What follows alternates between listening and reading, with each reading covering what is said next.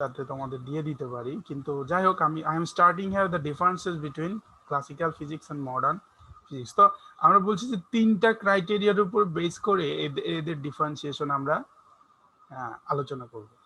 So what is the three different criteria? First, মনে করো আমি এখানে লিখলাম ক্লাসিক্যাল মেকানিক্স অর ফিজিক্স, আর এখানে আমরা লিখলাম হচ্ছে modern physics or mechanics. So first যে ক্রাইটেরিয়া সেটা আমরা বলতেছি হচ্ছে size. Size of what? Size of matter. তাহলে সাইজ অফ ম্যাটার বলতে আমি আসলে কি বোঝাচ্ছি? সাইজ অফ ম্যাটার বলতে আমি বলছি যে এই ফিজিক্সের এই ব্রাঞ্চে আমরা যে জিনিসগুলো নিয়ে আলোচনা করব তাদের সাইজ এমন হবে যেটা আমরা খালি চোখে দেখতে পাই। মানে আমি ক্লাসিক্যাল মেকানিক্সের কথা বলছি।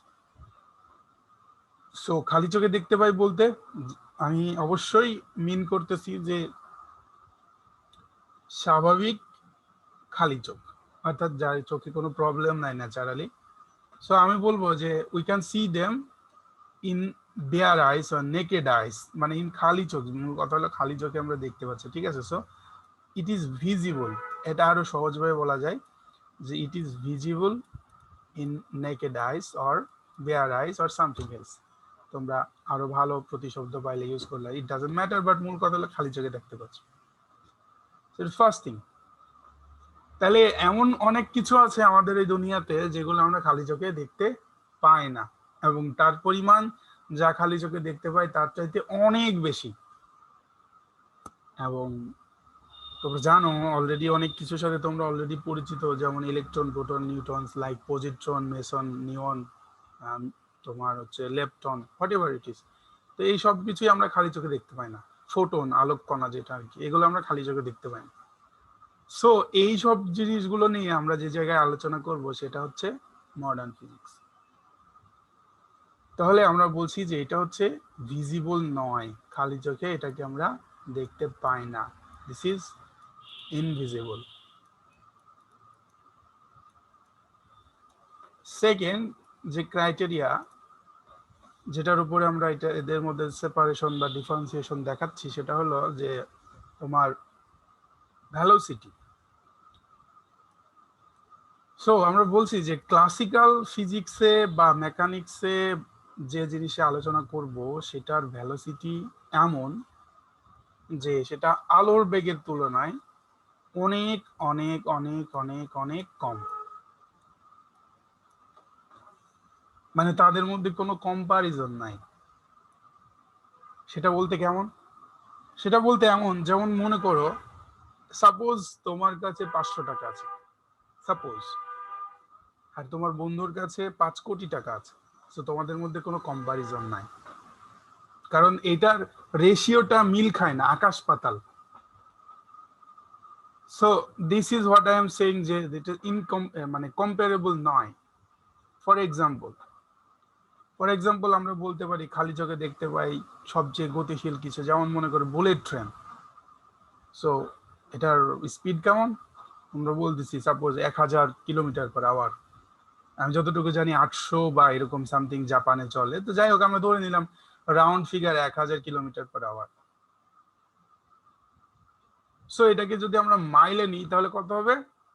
এই সামথিং 800, সামথিং 700 এরকম, সেটা কিলোমিটার/আওয়ার। সো যাই হোক, আমি এখানে ইনফরমেশন যেগুলো দিচ্ছি এগুলো জাস্ট এক্সাম্পল। এই ব্যাপারে যদি কোনো কোশ্চেন থাকে সেটা বলার কোনো প্রয়োজন নাই, এবং অবশ্যই আমি এখন কোশ্চেন দিচ্ছি না, আমি কথা শেষ করি আগে। সো যাই হোক, যেটা বলতেছিলাম যে ইট ইজ জাস্ট এক্সাম্পল।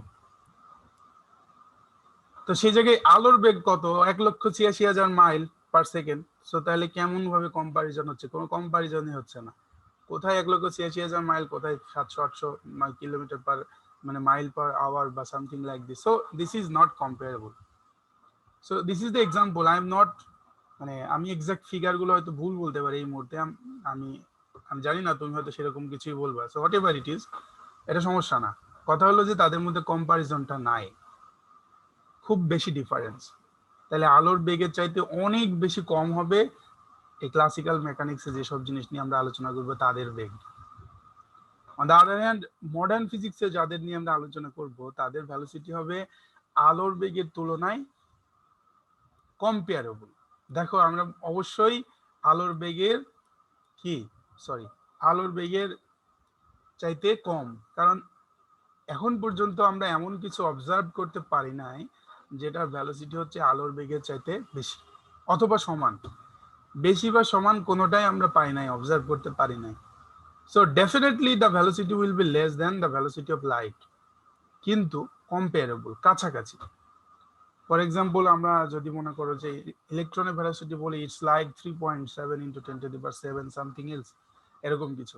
একটা হচ্ছে 10⁻⁷, আলো হচ্ছে 3 into 10⁸ metre per second. So what is the ratio? একটা হচ্ছে 8, একটা 7, মানে 10 গুণ আর কি। সিম্পলি 10⁻1 মানে তো 10, 10 গুণ আর কি।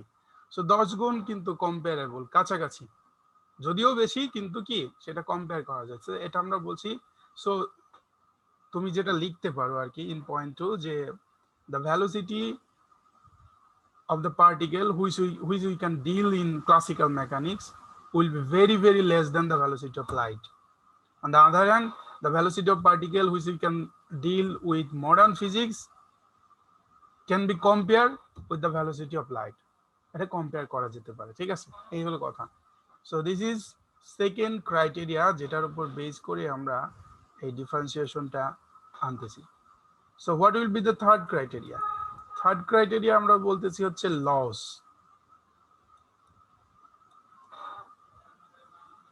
সো ল হচ্ছে আমরা বলছি যে এই যে ক্লাসিক্যাল মেকানিক্সে যেসব জিনিস নিয়ে আমরা আলোচনা করি সেগুলো হচ্ছে নিউটনের তিনটা যে ল, অর্থাৎ লস অফ মোশন, ফান্ডামেন্টাল যে তিনটা ল, সেই তিনটা ল এরা মেনে চলে।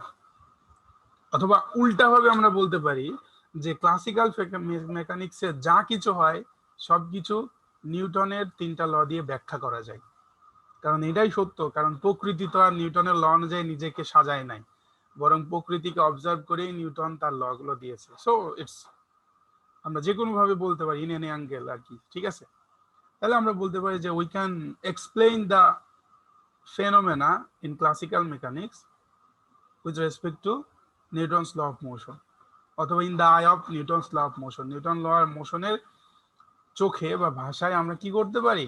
ক্লাসিক্যাল মেকানিক্সের যে ঘটনা সেগুলো আমরা এক্সপ্লেন করতে পারি। It is not, this is not unit Newton, this is Newton's law of motion. So Newton's law of motion, something else. Okay, তার মানে কি দাঁড়ালে, এইটা যেহেতু আলোচনায় আসছি তার মানে ব্যাপারটা দাঁড়ালে এরকম যে মডার্ন ফিজিক্সে নিউটন ল অফ মোশন মেনে চলে না। মডার্ন ফিজিক্সে যেসব পার্টিকেল আছে সেসব পার্টিকেল কি করে না, Newton's law of motion properly মেনে চলে না। তাহলে তারা কি মেনে চলে? তারা মেনে চলে আইনস্টাইনস ল অফ রিলেটিভিটি। সো আমরা উল্টাভাবে বলতে পারি যে মডার্ন ফিজিক্সে যেসব পার্টিকেল নিয়ে আমরা আলোচনা করব, হ্যাঁ, তাদের ক্রাইটেরিয়া গুলো আমরা আইনস্টাইনস ল অফ রিলেটিভিটি দিয়ে এক্সপ্লেইন করতে পারি। So these are the three criteria with which we can differentiate between classical mechanics and modern physics. So আমি মনে করি যে I made myself pretty clear and this is very easy. Just take down the notes and পরে এটাকে clearly write down করে আমাদের গ্রুপে share করবো, আমি চেক করবো। এটা হলো ফার্স্ট কথা। এন্ড আমার কথা হলো যে without the irrelevant information maybe I given in the velocity, ওইটা ছাড়া মানে যে আমার যদি কোনো ভ্যালু কম বেশি বলে থাকি ওই ধরনের কোনো প্রশ্ন ছাড়া অন্য প্রশ্ন থাকলে বলতে পারো। হ্যাঁ বলো সোহান। স্যার থার্ড নাম্বার ল এর এটা আরেকটু বলতেন। আইনস্টাইনস ল অফ রিলেটিভিটি। হ্যাঁ, আইনস্টাইনস ল অফ রিলেটিভিটি। তোমরা সেকেন্ড সেমিস্টারে পড়বা এটা। তো যাই হোক, তুমি একটু সার্চ করলেই দেখতে পাবা যে বানান টানান কেমন এসে আইনস্টাইনস ল অফ রিলেটিভিটি, কারণ কারসার দিয়ে এত কথা লেখা যাচ্ছে না আর কি। জাস্ট মাথায় রাখো রিলেটিভিটি, রিলেটিভিটি, হ্যাঁ রিলেটিভিটি, যেটাকে বলে আপেক্ষিকতা আর কি, রিলেটিভিটি। হ্যাঁ, আইনস্টাইনস ল অফ রিলেটিভিটি। ওকে, এটা মেনে চলে মডার্ন ফিজিক্স আর কি। সো আই থিংক হ্যাঁ বলো। আমি বলতে চাচ্ছি যে ক্লাসিক্যাল ফিজিক্সের নিউটনসের ওই ফান্ডামেন্টাল ল যেগুলো তিনটা মেনে চলবে, আর এই মডার্ন ফিজিক্স আইনস্টাইনের রিলেটিভিটি লগুলো মেনে চলবে, এটাই তো? এক্স্যাক্টলি এটাই। অথবা তুমি উল্টাভাবে বলতে পারো এরকম যে ক্লাসিক্যাল ফিজিক্সকে নিউটন ল দিয়ে ব্যাখ্যা করা গেলেও মডার্ন ফিজিক্সকে যায় না, বরং মডার্ন ফিজিক্সকে ব্যাখ্যা করার জন্য আইনস্টাইনস ল অফ রিলেটিভিটি প্রয়োজন, এমনও বলতে পারো, একই কথা। জি। ওকে, সো ঠিক আছে, তাহলে আমরা এটা হলো যে তাহলে আমরা যেটা বলছি, তাহলে এই যে থার্ড চ্যাপ্টারে যে আমরা যা কিছু নিয়ে আলোচনা করব সবকিছুই, কোনো কিছু আমরা দেখব না, খালি চোখে দেখা যায় না, যেহেতু এটা মডার্ন ফিজিক্সের অন্তর্ভুক্ত।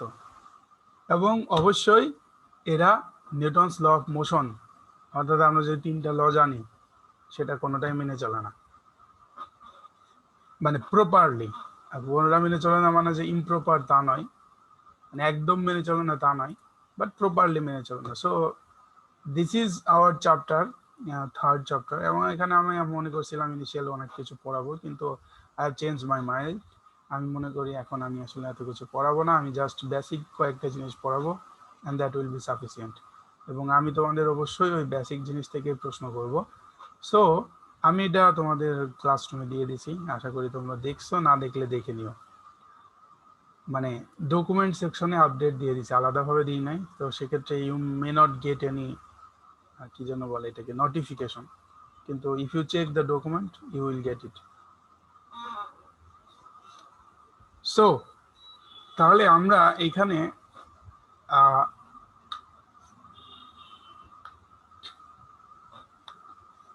আলোচনা করতেছি যে ফিজিক্যাল সিগনিফিকেন্স অফ সাই।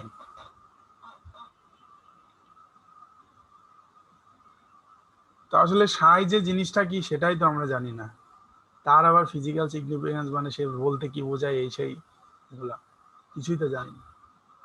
তো দেখি জানার চেষ্টা করি।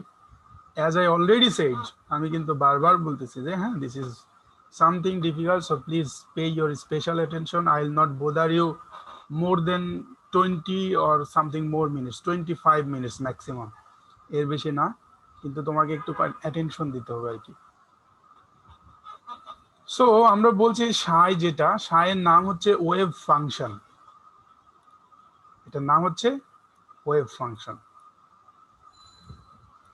তো এটা আসলে জিনিসটা কি এবং কেন এটা আমাদের প্রয়োজন, কারণ এইটা দিয়েই বেসিক্যালি আমরা যেসব জিনিস দেখি না বললাম তাদের যে এনার্জি ট্রান্সফরমেশন প্যাটার্ন, সেটাকে আমরা এক্সপ্লেন করি। দ্যাট ইজ ইলেকট্রোম্যাগনেটিক ওয়েভের এনার্জি কিভাবে ট্রান্সফার হয় বা কিভাবে তাদেরকে আমরা এক্সপ্লেন করতে পারি, সেটার জন্য আমাদের এই কি যেন বলে ভ্যারিয়েবলটার ব্যাপারে জানা দরকার। সো আমরা বলতেছি দিস ইজ ওয়েভ ফাংশন। এখন আসলে স্যার এটা জিনিসটা আসলে কি, ওয়েভ ফাংশন বলতে আমরা আসলে বুঝতেছিটা কি, হোয়াট ইজ ইট, সেটাই আসলে আমরা এখানে বলার চেষ্টা করছি। তো এখানে অনেকের মতবাদ আছে, কয়েকটা মতবাদ আছে আর কি। আমি সবগুলো মতবাদ তোমাকে পড়াচ্ছি না, এবং আমি ন্যাচারালি চাইবো না যে তুমি সবগুলো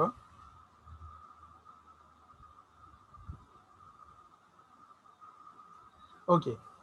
সো যেটা বলছিলাম যে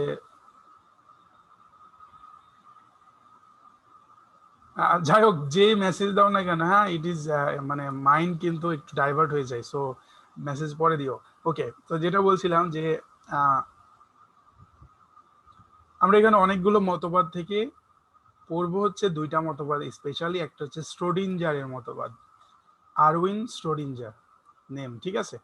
এটা তো এখানে পুরো নাম দেওয়া নাই, তুমি সার্চ করলে দেখতে পারবা।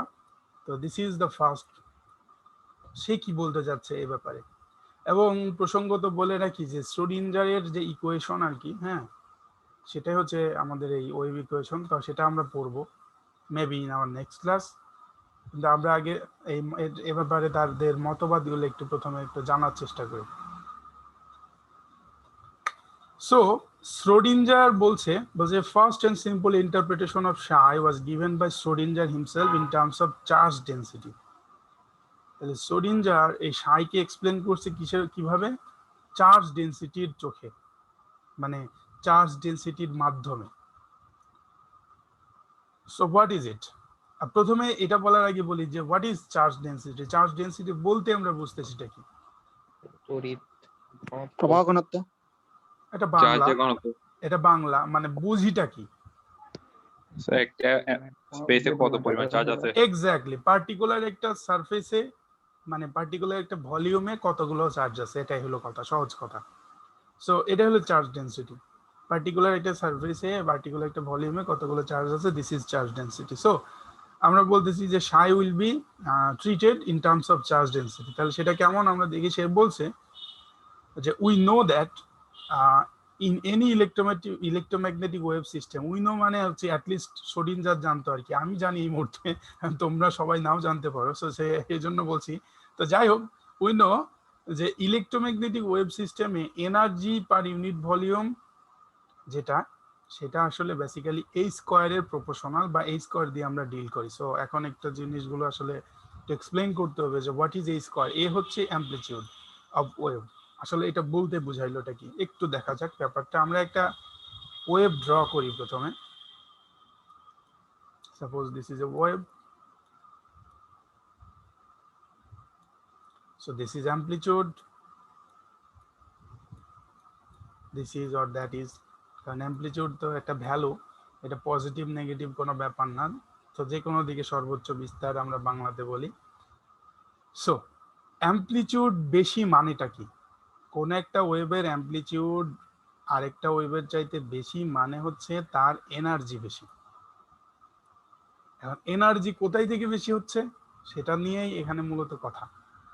তো এনার্জি বেশি হচ্ছে কারণ হচ্ছে অ্যাকর্ডিং টু শ্রোডিঞ্জার অবশ্যই, এবং এটা অনেকটা সঠিক কথা। তো অনেকটা বলতেছি কারণ এখানে সামান্য একটু প্রবলেম আছে, আমরা সেটা নিয়ে আলোচনা করবো অবশ্য এখনই। সো যেটা বলছিলাম প্রথমত যে এইখানে এই ওয়েভগুলো বেসিক্যালি যাচ্ছে এইভাবে, যে ওয়েভ যাচ্ছে, ওয়েভগুলো কিন্তু মানে কন্টিনিউয়াস নয়, এগুলো অসংখ্য পার্টিকেলের সমন্বয়। এটা একটু তোমার বুঝতে হবে। মনে করো পানি যাচ্ছে, সাপোজ পানি পড়তেছে তোমার নল থেকে, ট্যাপ থেকে মনে করো পানি পড়তেছে সাপোজ, হ্যাঁ, তো তুমি তো পানি একসাথে পড়তে দেখো, পানি তো আর একটা ফোঁটা দুইটা ফোঁটা কণা কণা আলাদা করে দেখো না। সো মেবি তোমার কাছে মনে হতে পারে যে এটা মানে এরকমই, কিন্তু বেসিক্যালি এটা অনেকগুলো বিন্দু বিন্দু কণার সমষ্টি আর কি। অনেকগুলো H2O মিলে একটা তোমার এক মগ পানি, হয়তো 1 লাখ 1 কোটি 1 বা সামথিং এলস এরকম কিছু মিলায়। তো যেটা বলতেছি যে এরকম যখন একটা ওয়েভ ট্রান্সফার হয়, বেসিক্যালি তার মধ্যে দিয়ে অনেকগুলো পার্টিকেল ট্রান্সফার হয়। তার মানে পার্টিকেলের পরিমাণ যত বেশি হবে এই ওয়েভের অ্যামপ্লিটিউড তত বাড়বে।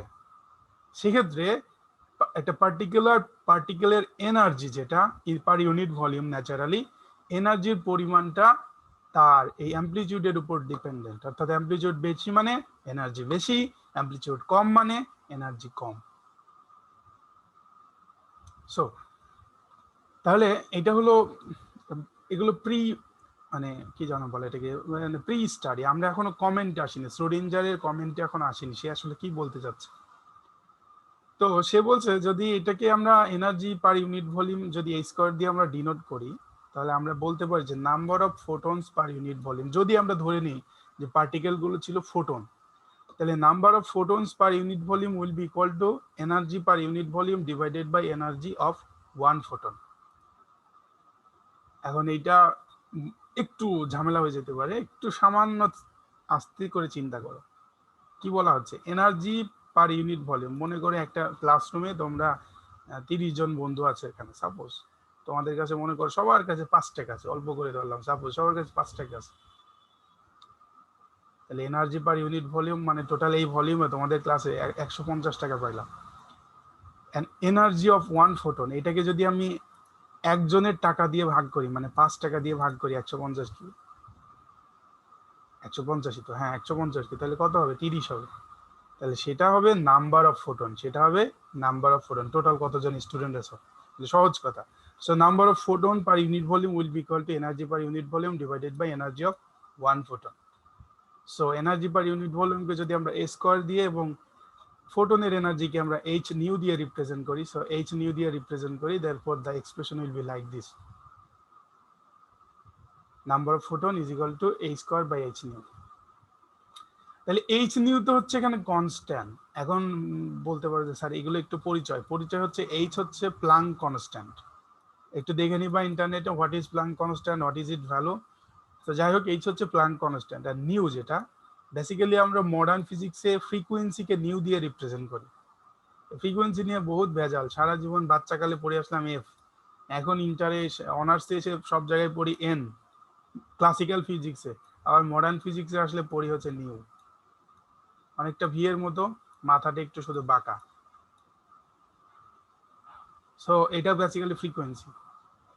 তাহলে তোমরা জানো যে একটা পার্টিকুলার ওয়েভের জন্য তার ফ্রিকোয়েন্সি নির্দিষ্ট।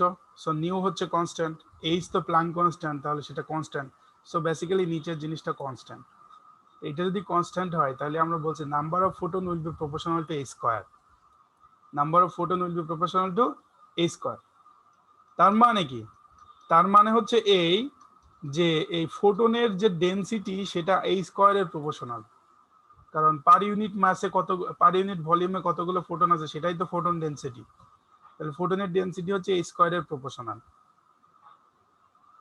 তাহলে এখন আসো কথায়, কথাটা হচ্ছে এগুলো হচ্ছে প্রি স্টাডি, এখনো বলছি এগুলো হচ্ছে মানে এইগুলোর উপর বেসিস করে শ্রোডিঞ্জার কমেন্ট করছে। শ্রোডিঞ্জার কমেন্ট করছে যে আমরা যদি সাইকে অ্যামপ্লিটিউড অফ ম্যাটার ধরি, একটা ম্যাটারের অ্যামপ্লিটিউড ধরি, মানে যেখানে একটু আগে আমরা ক্লাসিক্যাল ফিজিক্সে সেটাকে এ ধরছিলাম, আমরা মডার্ন ফিজিক্সে সবগুলো তো চেঞ্জ করে ফেলছি আর কি কোয়ান্টিটিগুলো।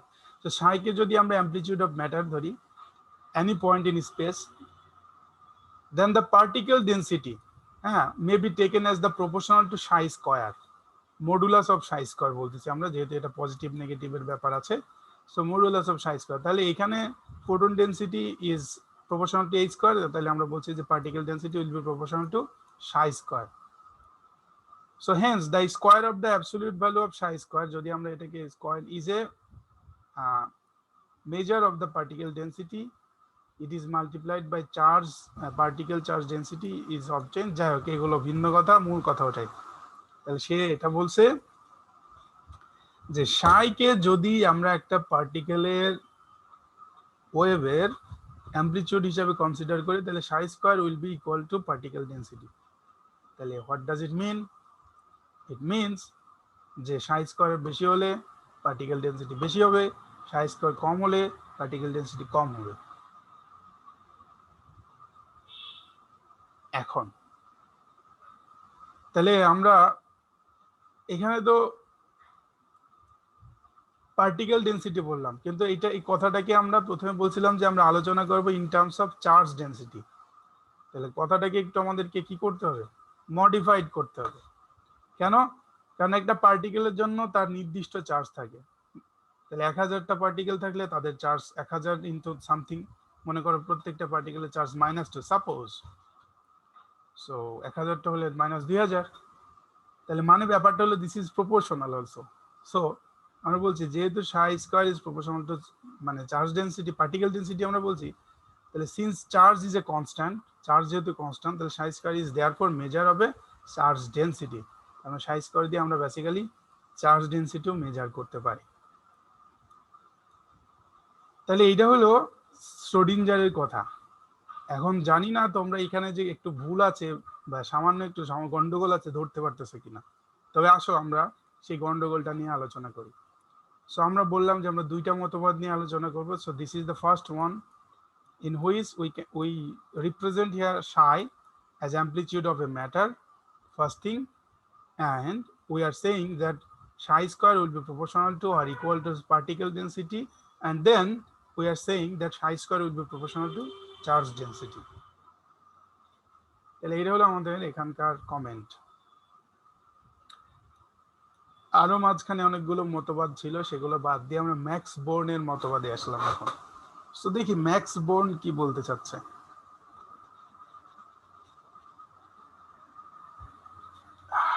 বুঝতেছো নাকি মাথার উপর দিয়ে যাচ্ছে?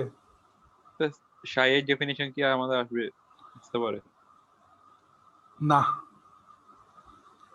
সাইয়ের কোনো ডেফিনিশন নাই। মানে কেমনে আসছে এই জিনিসটা? এটার ক্যারেক্টারিস্টিক্স আছে, কিছু জিনিসের ডেফিনিশন থাকে না, সেগুলো তাহলে আমার পরিচয় বুঝি তার হচ্ছে ইয়ে দিয়ে, ক্যারেক্টারিস্টিক্স দিয়ে, চরিত্র দিয়ে। ফর এক্সাম্পল কথার কথা বলছি, তোমার কাছে শুনতে কেমন লাগতে পারে। মিষ্টি কি, এটা আমি কোনো ডেফিনেশন দিতে পারবো? এটা টেস্ট। এটা টেস্ট, কিন্তু আসলে কি মানে কেমন, কি টেস্ট, এটা ফিল করার বিষয়, তাই না? হ্যাঁ। সো এটার পরিচয় হচ্ছে এটার ক্যারেক্টারিস্টিক্স এর উপর। তো তেমন সাই এখানে এই ক্যারেক্টারিস্টিক গুলোই বলতেছি, ঠিক আছে? বাট এটার নাম হচ্ছে ওয়েভ ফাংশন। এখন যদি বলো যে sir what is wave function, there is nothing such like যে it is call wave function, এরকম কিছু নাই। বুঝতে পারছি। ওকে, সো আমরা পরবর্তী যে কনসেপ্ট আর মতবাদ, সাইয়ে কি কোনো বলো। সাইয়ে কি কোনো কনস্ট্যান্ট মান আছে? আসি আমরা দেখি, আগে আগাইতে দাও, পরের কোশ্চেন কেন করে আগে, সেগুলো নিয়ে আমরা পরে কথা বলবো। আমরা এখন পর্যন্ত যা বলছিলাম সেগুলো নিয়ে কিছু বলতে পারতা তুমি, হ্যাঁ, পরের গুলো নিয়ে বলো না, যা বলি নাই আর কি, থাকতেও পারে নাও পারে, আমরা সেগুলো নিয়ে আলোচনা করব, দেখা যাক।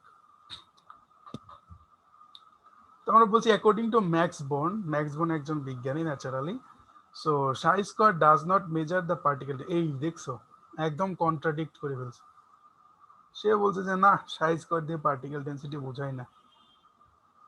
এতক্ষণ যা পড়লাম এই সেই কি বললো এগুলা, মানে একদম মানে পুরো অস্বীকার করে ফেলছে, হ্যাঁ, যে psi square does not measure the particle density. তাহলে কি বোঝায়? সে বলতেছে যে doesn't measure the particle density at any point but gives the probability of finding the particle at that point at a given moment. তাহলে সে পাবলিকটা হচ্ছে একটু ভেজাইল্লা public আর কি, যদিও আসলে এক্স্যাক্টলি এই মোমেন্টটাই মানে এই কমেন্টটাই হচ্ছে সঠিক। বাট সঠিক জিনিস তো আসলে একটু ক্রিটিক্যাল যারা চিন্তা করতে পারে তাদের মাথা থেকেই আসে বেসিক্যালি। তো সে একটু চিন্তা করছে ব্যাপারটা নিয়ে, এবং তারপরে এই কমেন্টটা করছে। সে বলছে যে সাই স্কয়ার আসলে পার্টিকেল ডেনসিটি বোঝায় না, বরং এটা বোঝায় একটা পার্টিকুলার রিজিয়নে একটা পার্টিকেলকে পাওয়া যাবে কি যাবে না তার সম্ভাবনা, ঠিক আছে? সে বলছে but at any point gives the probability of finding the particle, হ্যাঁ, at any point at a given moment, একটা পার্টিকুলার সময়ে ওই বস্তুটাকে ওখানে পাওয়া যাবে কি যাবে না তার সম্ভাবনা বোঝায়। তাহলে what is the difference between this two, মানে দুইটা কমেন্টের মধ্যে আসলে বেসিক পার্থক্যটা কি, মানে হোয়াট ইজ দ্য ডিফারেন্স? প্রথম কথা হলো দুইটা কমেন্ট কিন্তু একটা আরেকটার পুরোপুরি বিপরীত নয়। বিপরীত মানে কি? বিপরীত মানে একজন বলছে রাত আর একজন বলছে দিন, এটা হচ্ছে বিপরীত। তাহলে শ্রোডিঞ্জার বলছে যে পার্টিকেল ডেনসিটি, আর সে যদি বলতো যে পার্টিকেল ডেনসিটি না, মানে একদমই না, তাহলে হতো, কিন্তু সে কিন্তু একদম না বলে নাই। মানে কি আমি সেটাই বলছি। আমরা একটু ড্র করি একটা গ্রাফ, এগেন একটা ডায়াগ্রাম। মনে করে এটা, তাহলে মনে করো আমি একটা পার্টিকেলের ডেনসিটি সাপোজ মনে করো বললাম যে একটু শর্ট নাম্বার দিচ্ছি, মনে করো 4 পার ইউনিট মিটার কিউব আর কি, বা সেন্টিমিটার কিউব বা ফুট কিউব কিছু একটা। মনে করো এইটুকুর এরিয়া হচ্ছে 1 মিটার ধরে নিলাম, এরিয়া বলছি সরি, ভলিউম 1 মিটার কিউব ধরে নিলাম, এবং এখানে পার্টিকেল ডেনসিটি হচ্ছে 4। তাহলে যেহেতু 1 মিটার কিউবের মধ্যে 4টা পার্টিকেল ডেনসিটি হওয়ার কথা, পার্টিকেল ডেনসিটি সংখ্যা অনুযায়ী 4টা পার্টিকেল থাকার কথা সেখানে। তাহলে মনে করো আমি এই 4টা পার্টিকেলের নাম দিলাম ABCD। তাহলে আমি একটা পার্টিকুলার সময়ে মনে করো যে একটা এক্সপেরিমেন্ট করে একটা পার্টিকুলার সময় আমরা যদি বলি, মনে করো যে 10 সেকেন্ডের মতো একটা টাইম স্টপ ওয়াচ দিয়ে, আচ্ছা এই সময়ে তাহলে পার্টিকেলটা এখানে আছে কিনা। কিন্তু আমি যখন সার্চ করতে গেলাম তখন দেখলাম যে পার্টিকেলটা আসলে এখানে নাই। What does it mean? It means যে কোনো কিছু পার্টিকেল ডেনসিটি বলতে সেই যে কোনো সময়ে ওই পার্টিকেলটা ওই পার্টিকুলার রিজিয়নে থাকবে এটা নিশ্চিত বোঝানো হয়। আর যখন এটাকে প্রবাবিলিটি বলা হয় তখন বলা যায় যে এটা থাকতেও পারে নাও পারে। দেয়ার ইজ এ চান্স এটা থাকবে, দেয়ার ইজ এ চান্স এটা থাকবে না।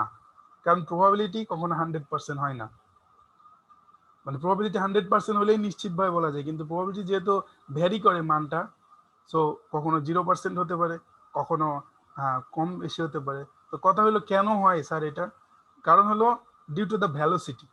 কারণ আমরা অলরেডি বলছি যে পার্টিকেলগুলোর ভ্যালোসিটি হচ্ছে অনেক বেশি। তো যদি তুমি তাকে ট্রেস করতে চাও, কি করতে চাও, ট্রেস করতে চাও, তুমি তো তাকে অবজার্ভ করবা, তাই না? ওই জায়গায় পার্টিকুলার একটা জায়গায় কি করবা, খালি চোখে তো অবশ্যই না, মাইক্রোস্কোপ দিয়ে, হাই পাওয়ারের মাইক্রোস্কোপ দিয়ে তুমি এটা দেখবা, কিন্তু তারপরেও দেখবা যে তুমি এটাকে ট্রেস করতে পারতেছো না।